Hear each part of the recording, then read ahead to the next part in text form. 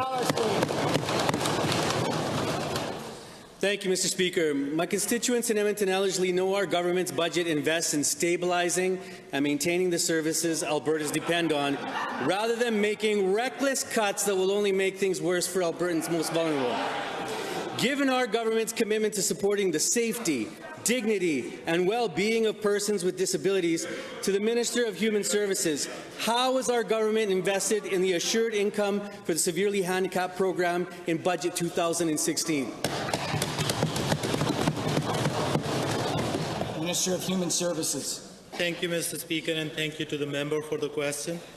Our government believes that all Albertans should be able to live in a stable home and be able to put food on the table. That's why, despite challenging economic time, Budget 2016 maintains AISH benefit level with a targeted funding increase of $28.3 million. Families receiving AISH may also be eligible for Alberta Child Benefit, which is for a single parent of 2 children can receive maximum of $1,650. First supplemental. Thank you, Mr. Speaker, and thank you to the Minister. Given that I've had several constituents whom are AISH recipients connect with me about the program, and given that I've heard concerns from some of them about the ability of AISH workers to manage growing caseloads, again to the Minister of Human Services, what is our government doing in order to make case workers more accessible to those that depend on AISH? Honourable Minister.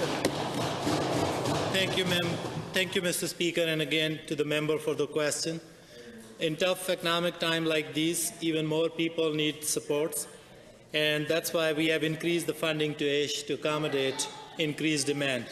The AISH caseload increase is by upward of 1,500 clients per year, and our government has invested additional $28.3 million to address growing caseload and increase in cost per case. Thank you. Second supplemental.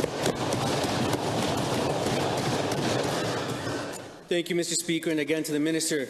Given that AISH recipients depend on this funding to pay for their housing, food and other basic needs, what is being done to better streamline services so AISH recipients receive the supports they need when they need them?